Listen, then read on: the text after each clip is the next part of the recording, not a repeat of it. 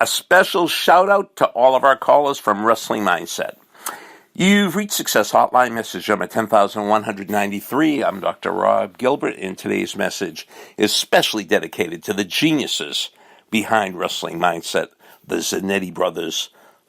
They are some of the top peak performance experts in the world, and I'm talking about the Zanetti brothers.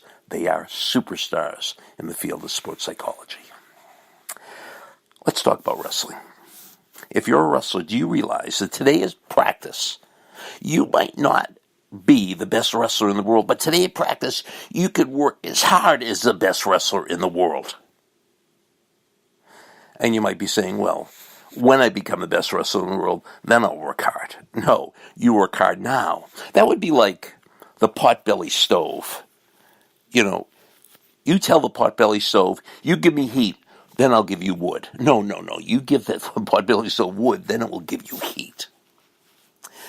See, the whole thing is that when you have the mindset that hard work leads to success, if you say, when I have the gold medal around my neck, then I'll work hard. No, when you work hard, then you'll get the gold medal around your neck. So when you go into the weight room today, you can work as hard as a person that already has a gold medal around the neck. When you go to practice today, you can work as hard as a person that already has a gold medal around the neck. And then, once you start working harder at practice in the weight room, on the track, then you'll get the gold medal around your neck. You don't have to be the smartest person to work the hardest. But the interesting thing is, once you start studying the hardest, then you become the smartest. You don't have to be the smartest to study the hardest, but once you start studying the hardest, you become the smartest. You don't have to be the best to train the hardest, but once you start training the hardest, you become the best. So are you willing to pay the price? Are you willing to give up what you want now, comfort, for what you want most, accomplishment? Because in the end, when you look back on your wrestling career or your athletic career or your life, are you going to look back and say, I'm glad I did or I wish I had? Are you going to look back and say, I'm glad I worked hard. I'm glad I went all out. I'm glad I gave a full effort. Or are you going to be like most people and say, I wish I had. I wish I worked harder. I've been a college professor for almost 40 years. And I've been in one place for 40 years. Now, the nice thing about that is my old students know where to find me. Here's a conversation that has never happened when a graduate has come back. This has never happened. Say, Dr. Gilbert, when I was at Montclair State, I made a big mistake.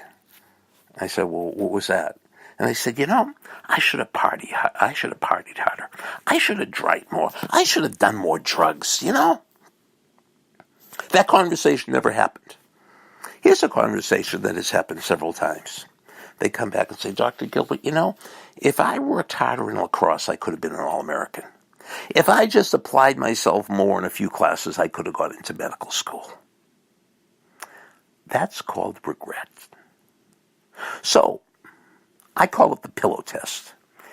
Every night when you put your head on the pillow and you look back on the day, are you going to say, I'm glad I did or I wish I had? When you go all out, when you give a full effort, when you work hard in the weight room, when you study hard in the library, you look back on the day and you say, I'm glad I did. When you don't, you look back on the day and said, I wish I had. Let me end with the 10 most powerful 2-letter words. If it is to be, it is up to me. Message over.